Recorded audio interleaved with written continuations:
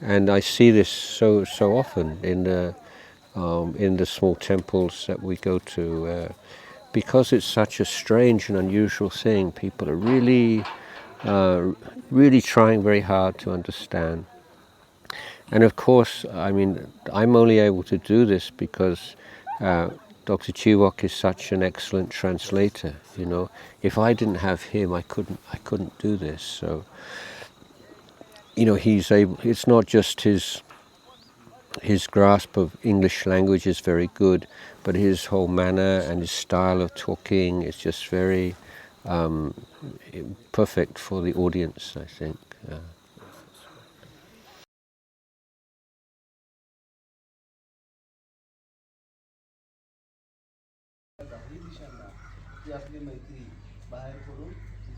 Very simple. You have these things you already have. One, you know what this pure love is like. Two, you have an in-breath. Three, you have out-breath. That's all you need. आणि हे अतिशय सोपं आहे. तुमच्याकडे ह्या तिन्ही गोष्टी आहेत. तुम्ही ते प्रेम अनुभवलं आहे जे अगदी शुद्ध आणि मातृत्वाचं ज्याला म्हणतात तसं प्रेम आहे. दुसरी गोष्ट म्हणजे तुमचा आत येणारा श्वास तुमच्याकडे आहे, त्याचबरोबर तुमचा बाहेर जाणारा श्वास पण तुमच्याकडे आहे. ह्या तीन गोष्टी वापरून आपल्याला हे ध्यान करायचं. Love for yourself, love for all people. श्वास आत घेतल्यानंतर स्वतःसाठी ते प्रेम किंवा ती मैत्री आपण अनुभवायची. श्वास बाहेर सोडतो त्यावेळेला आपल्या संपूर्ण शरीरातून ती मैत्री ते प्रेम आपण बाहेर सोडायचं. So you just try to do this for a while, maybe for 1 month. Try 5 minutes before you go to bed, and you will sleep well. No bad dreams if you do this. आणि याचं तुम्ही खरंच नक्की प्रयत्न करा. 1 महिन्यासाठी तुम्ही करून बघा. तुम्हाला अतिशय चांगली झोप लागेल आणि खूप बरं वाटेल. And then when you wake up, you do it again, and you just have like recharge your battery, all ready for the day. जेव्हा सकाळी झोपेतून उठाल त्यावेळेला पुन्हा ते करा आणि दिवसभराची ऊर्जा जी आहे, चांगली शुद्ध ऊर्जा, कुशल ऊर्जा तुमच्या शरीरामध्ये राहील. तुम्हाला खूप बरं वाटेल. So these are just a few thoughts, some advice and encouragement on this auspicious meeting today that I would like to offer you as a gift to come. तर हे काही शब्द जे आहेत की धम्मदेसना ज्याच्यामध्ये मी जे काही सांगितलेलं आहे, तर ते आजच्या दिवशी या विशेष कल्याणकारी दिवशी मी आपल्या सर्वांना देऊ इच्छितो आहे आणि त्याचा आपण ते लाभ घ्यावा.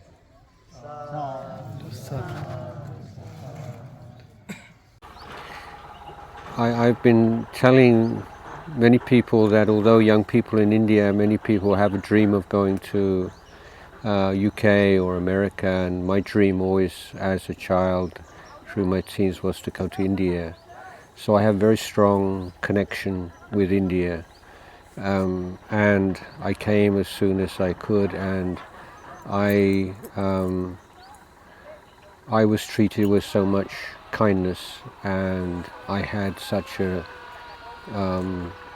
unforgettable experience for 1 whole year in India.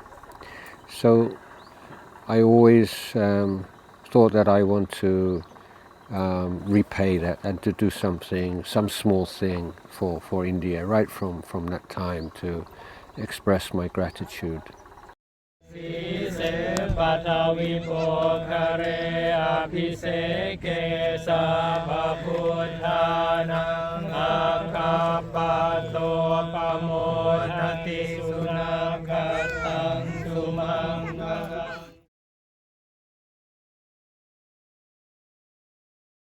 Chakku ti sasa. Itu sangkasa. Ono siyama. Sadhu no kante. Bhikkhu sangho. Imani. Senasanani. Patitam.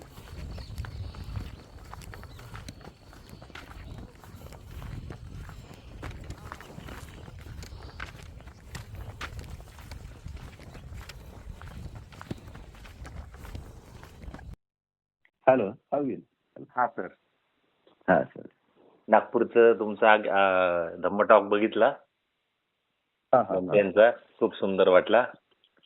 हा हा हा हा तर चांगलं झालं. खूप हा, हा. सुंदर, खूप सुंदर. तुमची पण मेहनत हम्म. दिसते त्याच्यामध्ये. तुमच्या चेहऱ्यावर पण म्हणजे पंतेंसोबत जी जर्नी सुरू केली आहे आणि हम्म, हम्म, हम्म. शेवटपर्यंत तुम्ही सोबत आहात. ती शक्ती दिसते तुमच्या चेहऱ्यामध्ये, तुमच्या पर्सनॅलिटीमध्ये.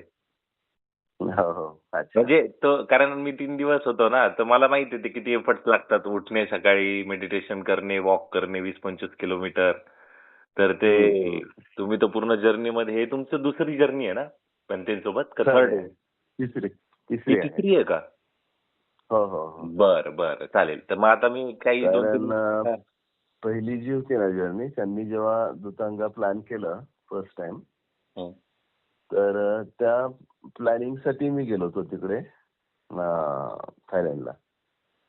म्हणजे मी तिथे होतो रादर, आणि मग हर्षदीप सर आणि रोजाना मॅडम आम्ही तिघे मिळून त्यांना भेटायला गेलो होतो सप्टेंबर ऑक्टोबर महिन्यामध्ये. हं. आणि मग तेव्हा अजान म्हणाले की असं असं जायचं आहे, असा रूट आहे, मग त्याची सगळी तयारी लागेल आपल्याला. आणि मग आपोआपच मग ते डिसेंबरमध्ये जेव्हा आले त्यावेळेला मग मला घेतलं गेलं. त्यावेळेचा जो प्लॅन होता की म्हणजे तो पदयात्रा वगैरे त्याला द्यायचं नाही किंवा धम्मयात्रेचं त्याला स्वरूप द्यायचं नाही. तो प्युअरली धुतांगा असलं पाहिजे. त्यामुळं कमीत कमी लोकांना माहिती करून, कारण लोक येतात, जॉईन होतात, मग ते धम्मयात्रा होऊन जाते. तर तसं नाही, ही स्पिरिच्युअल प्रॅक्टिस आहे. त्याची कमीत कमी पब्लिसिटी करून ते करायचं आहे, असं एक त्यांचा हेतू होता. कारण त्यांनी आधी जे केले होते धुतांगा ते एकट्यानेच केले होते. जसं ते बुद्धगयेपासून सारनाथ पर्यंत चालत आले होते, किंवा काही वेळा ते म्हणजे मला वाटतं त्यांनी काही एक प्रसंग सांगितले त्यांचे. कुठल्याही ऑर्गनाइज गोष्टी नसताना, काही जवळ नसताना एक भिक्षू ज्या प्रमाणे फिरतात त्यावेळेचे जसे भ्रमण करायचे तसं त्यांनी केलं, आणि ते खूपच ऍडव्हेंचरस होतं. परंतु यावेळेला त्यांनी आपले काही मंक्स घेतले होते बरोबर, काही भिक्षूंना, आणि एक 3-4 उपासक थायलंड मधून घेतले. म्हणजे जवळपास त्यावेळेची 15-16 लोकांची टीम होती. आणि आम्ही इथून इंडियातून खूपच म्हणजे मोजक्या लोकांना त्यांनी त्यामध्ये घेतलं. मला ऑलरेडी सांगितलं होतं त्यांनी तिकडे थायलंडला की तुम्ही या म्हणून, आणि बाकी मग तिथले एक 3-4 लोक होते तिकडचे. असे मिळून आम्ही सुरुवातीला 2023 झालं ते. ओके. आणि धुतांग म्हणजे काय नेमकं? हे काय असतं? म्हणजे याचा पर्पज काय असतो आणि कसं असतंय? आपला जो त्रिपिटकातला महत्वाचा जो विशुद्धी मार्ग हा जो ग्रंथ आहे, ज्यामध्ये भगवान बुद्धांनी त्यांची 22 कामस्थानं आणि इतर जे ध्यानाचे काही प्रकार सांगितलेले आहेत, आनापानसती सुत्त ज्यामध्ये येतं, मैत्री भावनेचा उल्लेख आहे ज्यामध्ये, आणि इतर जी विपश्यनाची जी ध्यानं आहेत, तर त्याची जेव्हा सुरुवात करतात ते तर धुतांकाने सुरुवात होते.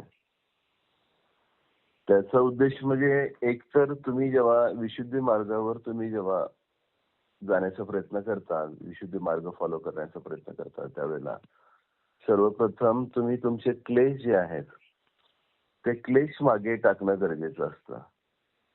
आणि कमीत कमी गोष्टीमध्ये तुम्ही कसे राहू शकता याचं ते आचरण आहे. आणि ती एक ध्यानाचाच प्रकार येतो. कारण तुम्ही त्यावेळेला पूर्ण दिवसभरामध्ये संपूर्णपणे जागृत राहून प्रत्येक गोष्ट तुम्हाला करायची असते. तुम्ही बसताना, झोपताना, चालताना प्रत्येक ठिकाणी तुम्ही जागृत असणं गरजेचं असतं. आणि तुम्ही ते सुरुवातीला तर आम्ही 23 जे धुतांग होतं त्यावेळेला असं काही ज्याला म्हणतात की व्यवस्था अशा कुठल्याच त्यांनी ठेवल्या नव्हत्या. तर आंघोळ जी करायची तर दुपारी तुमचं एकदा संगदान झालं की मग रस्त्याने जर तुम्हाला ज्या ठिकाणी पाणी दिसेल त्या ठिकाणी तुम्ही ते आंघोळ करून घ्यायची असते आणि प्रत्येकाने ती करायचीच असते. तर ते प्रॅक्टिस होती. तर 4-5 दिवस तशा प्रकारे आम्ही जिथे पाणी दिसेल, तळं असेल किंवा एखादं डबकं असेल साठलेलं पाणी त्यामध्ये. आता झालं असं की अजानला आणि सगळ्यांनाच पहिल्या दिवशीच पायाला खूप मोठे मोठे फोड आले. कारण त्यावेळेस वॉकिंग सुद्धा चालणं खूप जास्त होत होतं. साधारणतः म्हणजे सरासरी 30 किलोमीटर रोज होत होतं तेव्हा. आणि कधी कधी मग ते 35-37 किलोमीटर पर्यंत जायचं.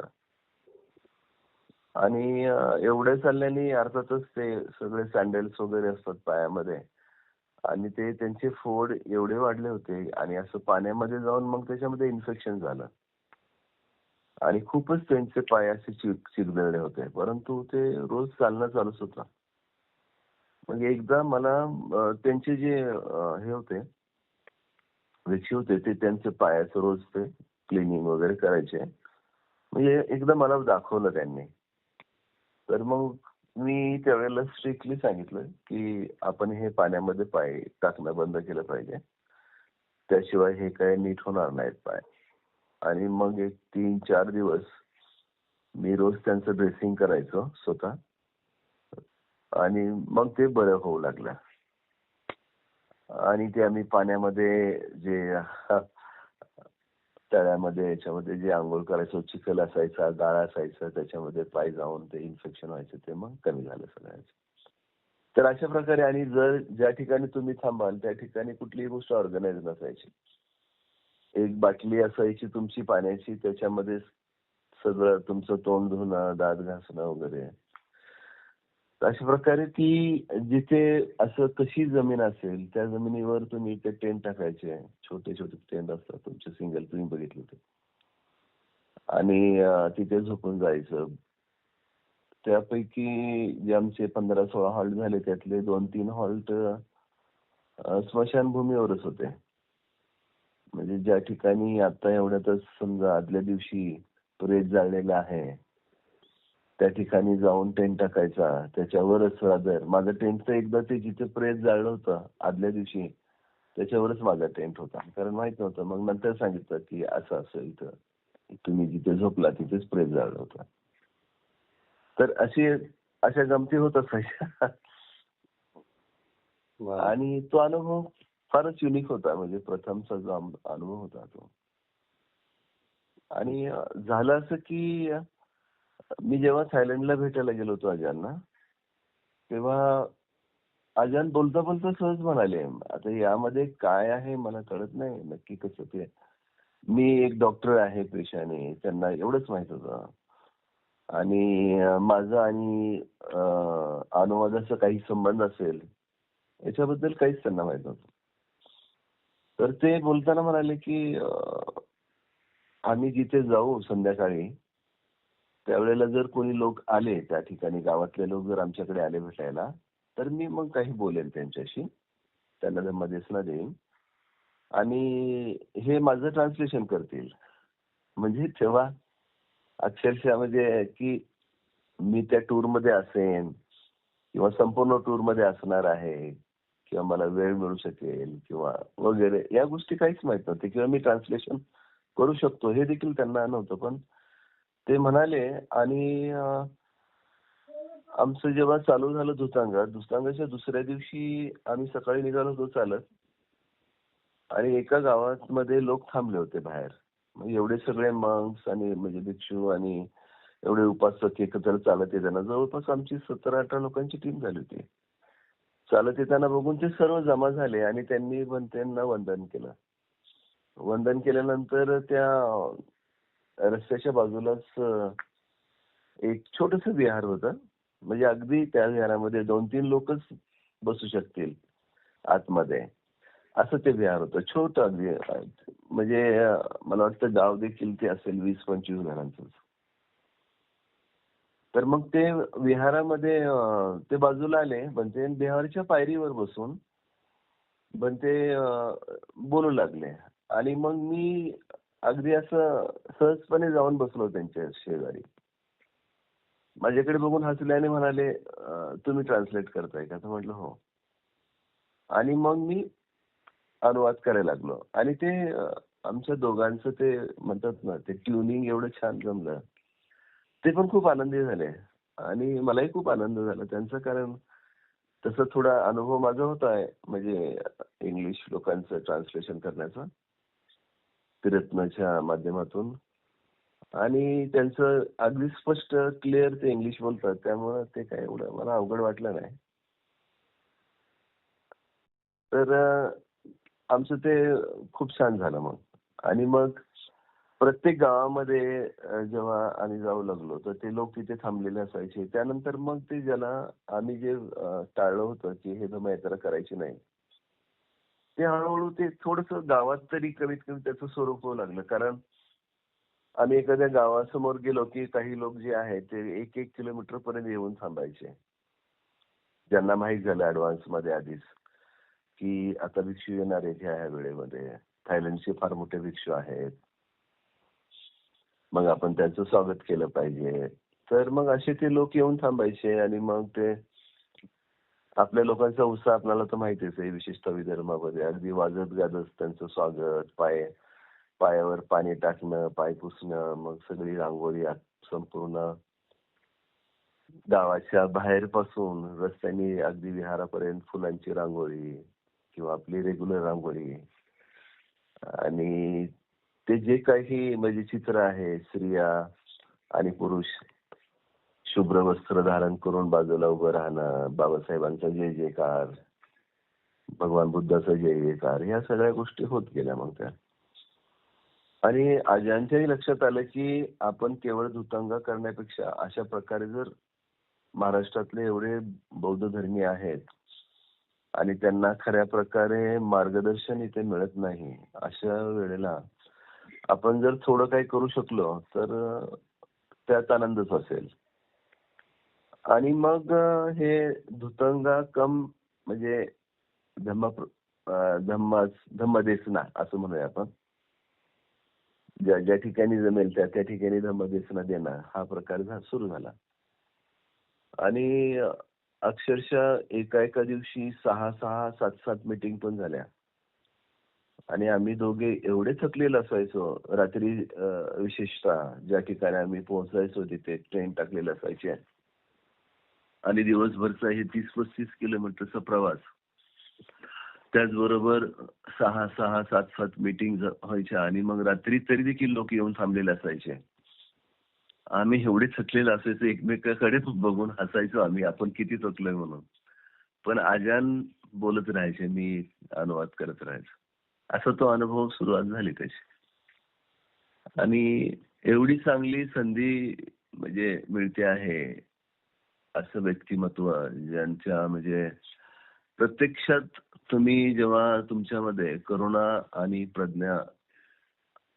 प्रज्ञेची अनुभूती जेव्हा तुम्ही घेता एखाद्या व्यक्तीमध्ये, तुम्ही पाहता आणि काहीतरी विशेष असं तुम्हाला जाणवतं, असं असताना ती संधी सोडणं हे शक्य नाही. त्यामुळे मग दरवर्षी जेव्हा जेव्हा आजान आणि त्यांचा संघ येतो तेव्हा मी माझा तसा वेळ स्वतःचा म्हणजे ठेवतो त्यासाठी की मी त्याच्यामध्ये असावं म्हणून. आणि कुणीतरी बाहेर देशातून येऊन आपल्या देशामध्ये आपल्या बौद्ध धर्मियांसाठी विचार करत आहे, त्यांना थोडं का होईना धम्माच्या सानिध्यामध्ये राहता येत आहे, धम्माबद्दल एवढ्या चांगल्या प्रकारे माहिती देत आहे, असं जे होत आहे त्याचं मला खूप म्हणजे विशेष वाटतं, अभिमान वाटतो. आणि मग यामध्ये आपण का मदत करू नये असं म्हणून मी माझे 15-20 दिवस जे आहेत ते बाजूला ठेवलेले असतात आणि मी त्यामध्ये दरवर्षी असतो. सध्या माझ्या स्वतःसाठी देखील आरोग्याच्या दृष्टीनेही चांगलं आहे. एवढं सगळं चालणं होत आहे, त्याचा सराव होतो.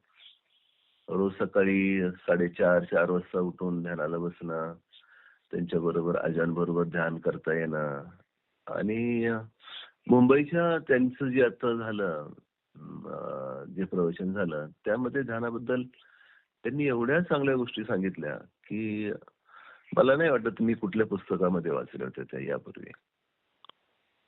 तर अशी संधी मला मिळते आहे ते म्हणजे मी स्वतःला म्हणजे खऱ्या अर्थाने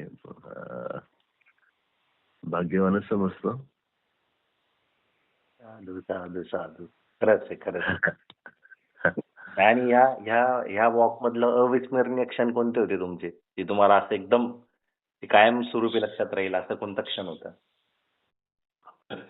आम्ही पूर्ण हा जो प्रवास केला तो बफर एरियामधून केला ना, म्हणजे नागपूर ते ताडोबा, नागपूर ते चंद्रपूर. आणि मग आम्ही जायचो त्या ठिकाणी आणि रात्रीचे आम्ही टेंट वगैरे टाकले की तिकडे माहीत व्हायचं फॉरेस्ट डिपार्टमेंटला. आणि ते लोक येऊन जायचे, त्यांची पूर्ण टीम यायची तिथे. नुकतंच टेंट टाकलेले असायचे, आम्ही दिवसभराच्या चालण्यानंतर सेटल झालेलो असायचो. आणि मग ते येऊन तिथे सांगायचे की हा तर तो प्राण्यांचा जाण्याचा रस्ता आहे, तुम्ही या ठिकाणी टाकलेले आहात, अतिशय धोकादायक आहे.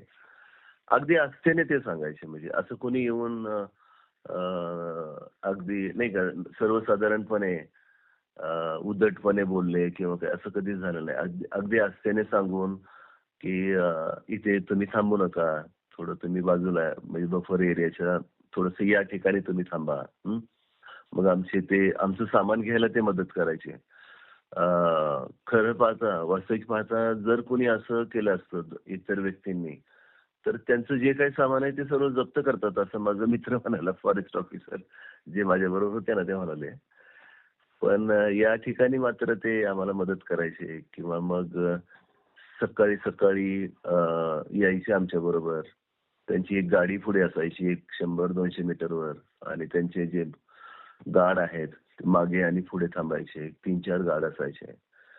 खूपच त्यांनी आम्हाला म्हणजे खूप चांगलं ज्याला म्हणतात की सहकार्य केलं. विशेष करून एक असं आम्ही रात्री टेंट टाकले, अंधार झाला होता आणि ते टीम आली आणि त्यांनी आम्हाला सांगितलं, रिक्वेस्ट केली की नाही तुम्ही इथे नका थांबू. आणि मग एक शेजारी एक शेतकऱ्याचं एक शेती होती, त्या शेतकऱ्याच्या तिथे शेतामध्ये तुम्ही टाका म्हणाले. सकाळी मी जेव्हा उठलो म्हणजे आमचं ध्यान वगैरे झालं त्यानंतर त्यांनी एक शेकोटी पेटून एक व्यक्ती तिथे बसली होती शेतात.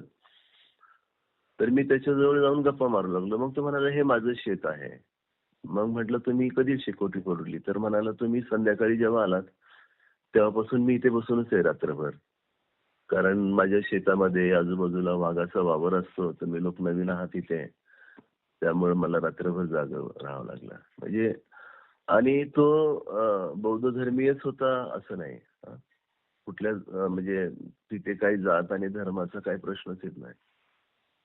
तर एवढी म्हणजे लोकांची श्रद्धा आणि एवढी ज्याला म्हणतात की करुणा देखील असते आपल्या म्हणजे नॅचरल ज्याला म्हणतात ना नैसर्गिकरित्या. आणखीन एक प्रसंग सांगावासा वाटतो. त्या गावामध्ये एकही म्हणजे हार्डली कोणी बुद्धिस्ट असतील. एक गाव होतं आणि संपूर्ण हिंदू समाजाचे लोक होते त्या ठिकाणी. मला वाटतं तुकडोबा महाराजांना मानणारे वगैरे. ते आपल्या गळ्यामध्ये भगवा जो रुमाल आहे तो सर्वांनी घातला होता. स्त्रियांनी काय म्हणजे वस्त्र जी आहेत ती शुभ्र वस्त्र असे काही कोणी सर्वांनी परिधान केले नव्हते. परंतु त्या संपूर्ण गावानी आजांचं आणि बाकीच्या संघाचं स्वागत केलं. त्यांनी गावापासून एक साधारणतः 1 किलोमीटरवर संघदानाची व्यवस्था केली होती. अगदी शेतामध्ये झाडाखाली खूप छान जागेवर नदीच्या बाजूला. आणि ते सगळे लोक पुढे भजनं म्हणत म्हणत अतिशय सुंदर भजनं गात ते पुढे चालत चालले होते. आणि ही गोष्ट आम्हाला एवढी आवडली की जाती धर्म उच्च नीच स्त्री पुरुष कुठलाही भेद जसं भगवान बुद्धांनी त्यावेळेला सांगितलं कुठलाही भेद न ठेवता सहजपणे एक माणुसकीची यात्रा म्हणून ज्याला म्हणू शकू आपण त्या यात्रेमध्ये हे सर्व सामील झाले 1 किलोमीटर पर्यंत. आणि त्यानंतर जे आजान जे बोलले त्या ठिकाणी ते अतिशय म्हणजे उद्बोधक आणि अगदी मनाला म्हणतात ना मनापर्यंत असं भिडणार असं होतं त्यांचं बोलणं. कारण मनुष्य मात्र त्याचं दुःख आणि त्याच्यातून दुःखातून मार्ग कसा काढायचा ही गोष्ट वैश्विक आहे ना. त्या ठिकाणी बुद्ध धर्माचं काय पुढे म्हणजे केवळ बुद्ध धर्मातच आहे, केवळ जैन धर्मात आहे किंवा हिंदू धर्मात आहे असं नाही. हे मनुष्य मात्राला लागणारी आणि आवश्यक अशी जे जे काही जन्माला येतं त्याचा जो प्रवास आहे मृत्यूपर्यंतचा त्याच्यापर्यंत आवश्यक असणारी बाब आहे. आणि ते एक शब्द देखील त्यातला की भगवान बुद्धाचा धम्म सांगतात किंवा काही धार्मिक प्रवचने असं वाटलं नाही. तर रोजच्या जीवनामध्ये दुःख काय आहे हे ओळखणं आधी, त्याच्यातून मार्ग काय सांगितलेला तो पाहणं आणि तसं साध्या साध्या गोष्टीतून तो आचरणात आणणं. ह्या गोष्टीवर ते बोलले आणि त्या लोकांना एवढं आवडलं ते की ते आम्हाला सोडूच इच्छित नव्हते. आम्ही नंतर निघाल्यानंतर देखील प्रत्येक स्त्री पुरुष जे आहे महिला तिथल्या गावातल्या आमच्या बरोबर मागे मागे पुढच्या गावापर्यंत आले ते 4-5 किलोमीटर चालत. आणि तेच ते सुंदर असं मृदंग टाळ वगैरे त्याचं भजन म्हणत म्हणत ते सगळे चालत होते. असे खूप छान छान अनुभव येतात. आणि तुम्ही जी स्वतःभोवती जी काही कल्पना करून ठेवलेली आहे त्या कल्पनेतून आपण कसं बाहेर जाऊ शकतो. वेगवेगळ्या वेगवेगळ्या कल्पना असतात. आपण आपल्या भोवती वेगवेगळ्या सीमा तयार करतो. त्या सीमेतून खरं तर त्याच्यातून त्या लिमिट्स मधून बाहेर पडण्याचा जो मार्ग आहे तो खऱ्या अर्थाने लक्षात येतो. साधू साधू साधू किती सुंदर वा. म्हणजे डोळ्यासमोर चित्र उभं राहिलं आणि मीच पण केलं. मी म्हटलं अरे हे मी क्षण सगळे निसटून गेले माझ्या हातातून. मी माझा कॅमेरा कंटिन्यू चालूच राहतो ना. हे सगळं हो, हो. कॅप्चर करत असतो मी. छान. खूप खूप तुम्ही कष्ट घेतले आणि मला वाटत होतं की तुम्ही जर असता ना म्हणजे नागपूर ते चंद्रपूर मी तुम्हाला म्हणालो देखील की तुम्ही चला बरोबर. तर अतिशय म्हणजे युनिक अनुभव होता हा. म्हणजे जंगलातून जाताना आणि एवढा म्हणजे ते एका प्रवचनामध्ये बनते म्हणाले देखील की आमचं म्हणजे याच्याबद्दल सांगताना की शिलाचरण जे आहे शिलाचरणाची किती शक्ती असते आणि एकमेकाबद्दल किती एक विश्वास निर्माण होतो. त्यामुळं मग म्हणाले आम्ही जंगलातून चालत असताना आमचा संघ जो आहे तो एकच होता. सगळे एकत्र चालत होते. एकमेकावर विश्वास होता. त्यामुळे कुणाला भीती वाटली नाही. तर बऱ्याच लोकांनी तिथे प्रश्न केले की त्यांचा प्रश्न वाघाची भीती होती आणि म्हणजे इथे त्यांची गावं अगदी कोर एरियामध्ये म्हणजे बफर आणि कोर एरियाच्या सीमेवर होते. असे लोकांचे प्रश्न देखील होते की आम्ही काय करायचं, वाघापासून संरक्षण कसं करायचं. आणि अजांनी आपल्या त्या आध्यात्मिक आचरणाला धरून त्याची उत्तरं एवढी छान दिली आणि ती तिथे राहणारे तिथे आमच्या बरोबर काही असे म्हणजे ज्याला म्हणतात संशोधन करणारे लोक पण होते. एक व्यक्ती होती ज्यांनी जवळपास ते म्हणत होते की 600 वाघ त्यांनी बघितले होते आतापर्यंत आणि तिथलीच एक वाघीण ताडोबाची तिची बायोग्राफी पण लिहिलेली. तर वाघ समोर प्रत्यक्ष आला तर काय करायचं हे अजान बोलले आणि मग ती जी व्यक्ती होती ती ऐकत होती आणि ती म्हणाली हो एक्झॅक्टली म्हणजे हे असंच केलं पाहिजे. म्हणजे अजांनी जे सांगितलेलं आहे आणि माझा जो जंगलाचा अनुभव आहे तर त्यांनी अगदी बरोबर सांगितलेलं आहे. तुम्ही अशा प्रकारे वागलं पाहिजे जेव्हा तुमचं प्रत्यक्ष समोरासमोर होईल वाघाशी त्यावेळेला. आणि काय सांगितलं होतं अजानांनी? अजान म्हणाले तुम्ही एकतर स्तब्ध उभे राहा. तुम्ही त्याच्या डोळ्यात डोळे घालून समोर उभे राहा आणि तुम्ही हलू नका बिलकुल. त्याला पाठ दाखवू नका आणि मैत्री भावनेमध्ये तुम्ही जसं चिंतन करता तसं चिंतन करा म्हणे त्या ठिकाणी. आणि तो 99.99% तो वाघ निघून जाईल. तुमच्या अंगावर वगैरे येणार नाही. असं तुम्ही त्याला पाठ दाखवू नका, पळू नका. तर अशा प्रकारे ते सांगायचे जसं त्यांना म्हणजे ज्या वेळेला जशी परिस्थिती असेल जसे लोक असतील समोरचे त्याप्रमाणे ते सांगत असत. जंगलातून पायवाटेने जाताना त्या ताडोबाच्या तुमच्या मनामध्ये असं फिअर निर्माण नाही झालं का की अचानक वाघ आला तर काय होईल? हा, नाही नाही, बिलकुल नाही. नाही ना? कारण तसं तसं एवढं म्हणजे मानसिक अवस्था एवढी हे असते, कुशल असते. हा. आणि आला तरी काय होणार आहे असं अशा अशा अशा अवस्थेपर्यंत विचार असतो. आला तरी काय होईल, असं एवढं काय होणार. आपण एवढे सगळे लोक आहोतच एकत्र वगैरे. हा. आणि जे म्हणजे मुळात धुतांगामध्ये तुमच्याबद्दलची स्वतःबद्दलचं जे अटॅचमेंट असतं ना, जो स्वतःच्या मीला चिकटून राहण्याची जी वृत्ती असते ती कमी झालेली असते. अहमला चिटकून राहा की आपण कोणीतरी इतरांपेक्षा वेगळा जो आहे तो आपण अस्तित्वात आहोत. सब्जेक्ट आणि ऑब्जेक्ट, मी सब्जेक्ट आहे, बाहेरचं ऑब्जेक्ट आहे, अशी जी भावना असते ती त्यात कमी झालेली असते बरीच. भंतेंच्या सहवासात राहून तुम्हाला म्हणजे भंतेंबद्दल तुमचं कसं आहे ऑब्झर्वेशन? काय व्यक्तिमत्व वाटतं तुम्हाला? हम्म. ते मला अतिशय म्हणजे एक मैत्रीपूर्ण व्यक्तिमत्व वाटतं ते. आणि त्यांच्याबरोबर राहिल्यावर एक याचं म्हणजे प्रत्यक्षात जी आहे ना, ज्वलंत जी करुणा आहे ना, ती मला जाणवते. कारण रस्त्याने एक दोन व्यक्ती जरी असतील आणि ते जर त्यांनी वंदन करायला थांबले तर पण ते थांबतात, त्यांची विचारपूस करतात, ते एवढ्या आस्थेने करतात की म्हणजे आपण फक्त पाहत राहतो की असं शक्य आहे. म्हणजे मी देखील असं होऊ शकतो असं मला वाटतं. मी जर खरंच तसे प्रयत्न केले कदाचित तेवढे शक्य नाही. त्यांनी जे काही केलेलं आहे त्यांच्या जीवनामध्ये, जे काही धाडसं त्यांनी केलेली आहेत, ते काही काही प्रसंग सांगतात. म्हणजे आता त्यांच्या करुणेचं त्यांनी उदाहरण देताना मला वाटतं तुम्ही नव्हता त्यावेळेला. अजानच्या आजारी जेव्हा झाले, 63व्या वर्षी ते आजारी झाले आणि त्यांना पक्षाघात म्हणतात ना, स्ट्रोक झाला त्यांना आणि ते बिछाण्यावर पडून होते आणि तिथे डॉक्टरांनी सांगितलं की आता हे काही जास्त दिवस म्हणजे जगू शकणार नाहीत. तर मग त्यांना तुम्ही घेऊन जा. आणि मग अजानशाहची इच्छा होती की त्यांच्या विहारातच त्यांना घेऊन जावं शेवटचे दिवस.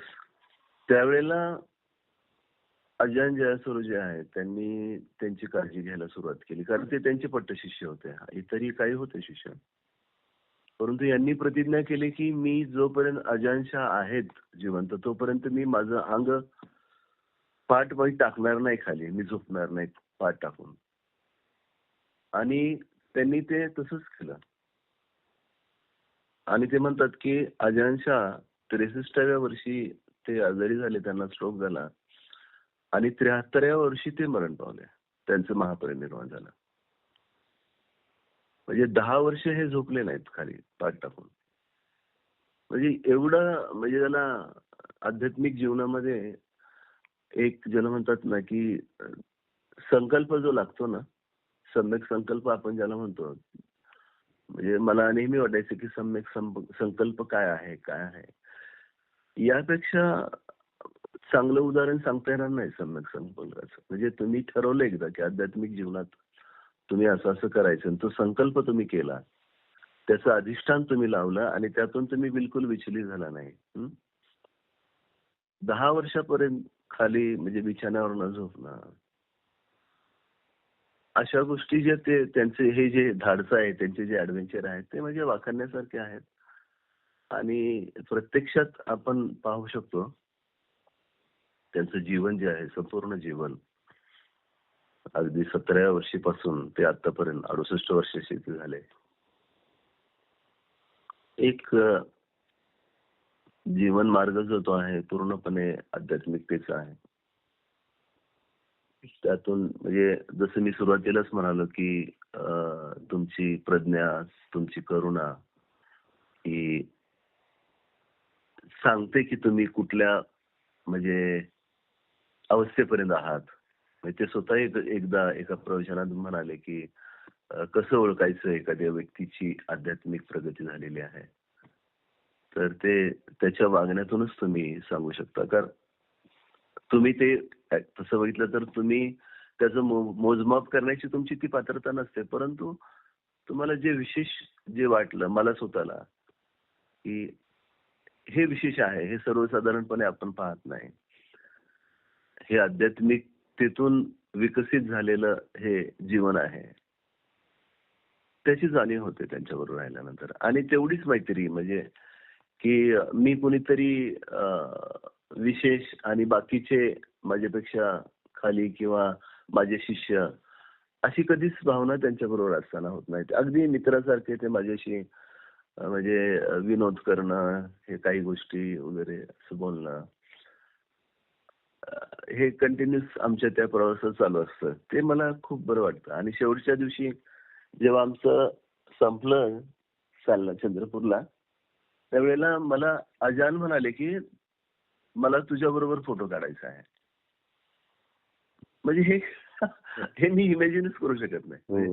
हा, मी म्हणणं की ठीक आहे अजान, मला तुमच्याबरोबर फोटो घ्यायचा आहे, आपलं आता हे संपलंय. अजान मला म्हणाले, सर्व लोकांना सांगितलं तुम्ही जरा बाजूलाच थांबा. जे भिक्षू होते त्यांना देखील म्हणाले बाजूला थांबा, मला यांच्याबरोबर फोटो घ्यायचा. आणि मला म्हणाले की आपली ही जी टीम आहे खूप चांगली आहे आपल्या दोघांची, जोपर्यंत आपल्याला शक्य आहे ते आपण करत राहू. हे धुतांगा जे आहे ते आपण चालू ठेवूयात असं मला म्हणाले. म्हणजे हे एकदम युनिक आहे माझ्यासाठी. अशा प्रकारचं जे त्यांचं म्हणजे सहजता जी आहे, बऱ्याच गोष्टी सांगण्यासारख्या आहेत. ते बऱ्याच सांगण्यासारख्या आहेत. आणि फक्त एक आणखी विचारायचं होतं की आता हे जे काही धम्म वॉक झालेला आहे, धुतांग झालेला आहे, याच्यामध्ये तीन जर्नीमध्ये तुम्ही सोबत होते, तर तुम्हाला आता काय वाटतं की एक जे बौद्ध समाज म्हणू किंवा जे धम्म मार्गावर चालणारा प्रत्येक व्यक्ती कोणत्याही तो कम्युनिटीचा असू द्या, त्याची काय जबाबदारी असली पाहिजे? या अनुभवातून तुम्हाला काय वाटतं की आता समजा त्यांनी तर त्यांचा रोल केलेला आहे, पण एक समाज म्हणून, एक धम्माचं आचरण करणारा व्यक्ती म्हणून त्याची काय जबाबदारी असली पाहिजे? आम्ही बरेच गावोगावी गेलो आणि त्या ठिकाणी जेव्हा भंते सांगायचे, अजान जेव्हा बोलायचे, तर विहार कसं ठेवावं, कसं असावं, त्यानंतर तुम्ही धम्माचरण जे आहे म्हणजे दानशील आणि भावना, ह्या 3 गोष्टी आहेत, तिथून सुरुवात करा. रोज तुम्ही थोडं ध्यान करा, रोज 10 मिनिटं तरी द्या.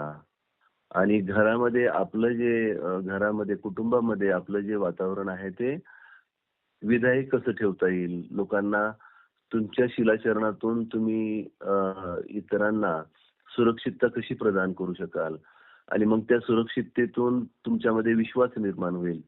एका घरामध्ये विश्वास निर्माण झाला तर त्या समाजामध्ये विश्वास निर्माण होईल, समाजात झाला तर गावामध्ये होईल, गावामधून असं प्रत्येक शहरामध्ये होईल एकमेकाबद्दल. तर शिलाचरणावर आधारित आणि दानावर आधारित, भावनेवर आधारित असं एक नवसमाज निर्माण झाला पाहिजे.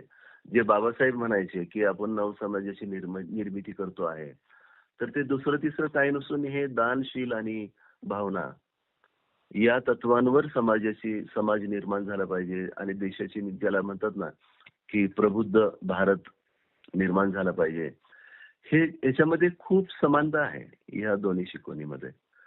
तर आपली जबाबदारी हीच आहे की केवळ म्हणजे समाज मंदिर बांधून किंवा बुद्ध मंदिर बांधून, विहार बांधून किंवा आणखीन काही गोष्टी अशा करण्यापेक्षा ते करणं गरजेचं आहे, तसं अजान सांगतात. परंतु बुद्ध धर्माचं आचरण करून हा बुद्ध धर्म प्रबुद्ध भारत केला पाहिजे, तेव्हाच होऊ शकतो. आचरणातूनच होणार आहे. बुद्ध धर्म जर टिकायचा असेल तर त्याचे आचरण करणारी जी व्यक्ती आहे, जो समाज आहे किंवा तो देश आहे, तो देश निर्माण झाला पाहिजे. आचरणशील व्यक्ती जर निर्माण झाला तर नक्कीच प्रबुद्ध भारत निर्माण होईल. तर आपली जबाबदारी हीच आहे की दानशील आणि भावना ह्या अगदी सुरुवाती छोट्या छोट्या आपल्या कार्यातून, कामात, म्हणजे कायाने, वाचेने आणि मनाने, याच्यातून आपण ते करायचं आहे सुरुवात. आणि आपल्या स्वतःचा त्याचबरोबर कुटुंबाचा आणि समाजाचा आणि ओघानेच देशाचा, म्हणजे त्याला म्हणतात म्हणजे एक कुशल जे आहे ते निर्माण झालं पाहिजे. आणि या पलीकडे त्यांचं म्हणजे असं वेगळं काही करायला त्यांनी सांगितलेलं नाही. व्यक्तीपासूनच सुरुवात आहे आणि ती संपूर्ण देशापर्यंत कशी पोहोचेल असं ते सांगतात. तर ही जबाबदारी आहे आपली, मला वाटतं. म्हणजे धर्माचरण करणं. तर अजांशी माझी अगदी म्हणजे गेल्या 2-3 वर्षापासूनची ओळख आहे. आणि ते 15 दिवस ते येतात भारतामध्ये. त्यामुळं मला देखील संधी मिळते धुतांगाची त्यांच्याबरोबर. धुतांग मला विशुद्धी मार्ग जो आहे ग्रंथ विशेष करून भगवान बुद्धाचा, तो मला स्वतःला म्हणजे माझ्यासाठी फार महत्वाचा वाटतो. आणि त्यातल्या प्रॅक्टिसेस कराव्या, वेगवेगळ्या ध्यानाचा सराव करावा असं मला नेहमी वाटतं. त्यापैकी धुतांगा करण्याची संधी मला यापूर्वी कधी आली नव्हती, कारण तसा कोणी ग्रुप नव्हता. एकत्र त्यांच्याबरोबर मी जाऊ शकू असं काही नव्हतं. तर त्यामुळं ती एक संधी आहे. तर ते जेव्हा जेव्हा येतात धुतांगासाठी त्यावेळेला मी त्यांच्याबरोबर जात असतो आणि अनाहूतपणे हे जे भाषांतर आहे, अनुवाद जो आहे, ते काही न ठरवता सुरू झालेली गोष्ट आहे. परंतु त्यातून त्याचा जो म्हणजे त्याची परिणिती चांगल्या प्रकारे होते आहे.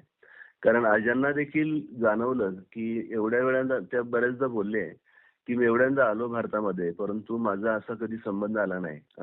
अशा प्रकारे इथल्या म्हणजे महाराष्ट्रातील बौद्धांशी असा कधी संबंध आला नव्हता.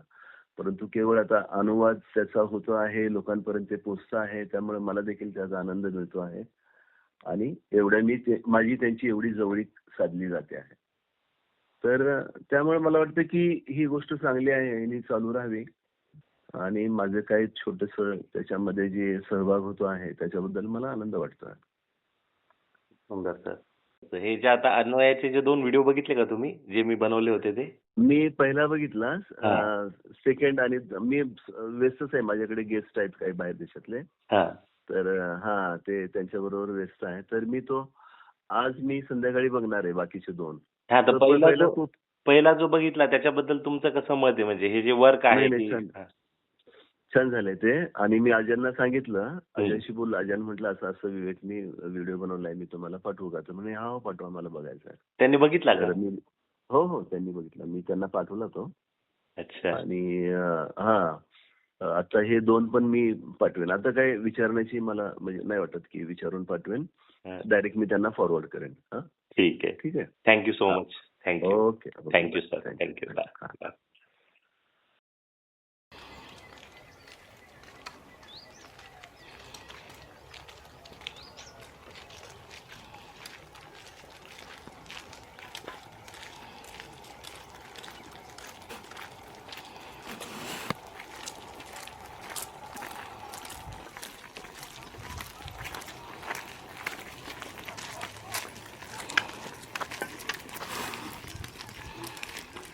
Route than that I anticipated, but from here it's only one. We've walked quite quickly this morning because of the cold, so we've already walked 6 kilos. But because if we just walk straight to our destination, we'll be there by about 10, so it's a bit early. So we're going to take a bit of a detour around another small village and just stop for a cup of tea there.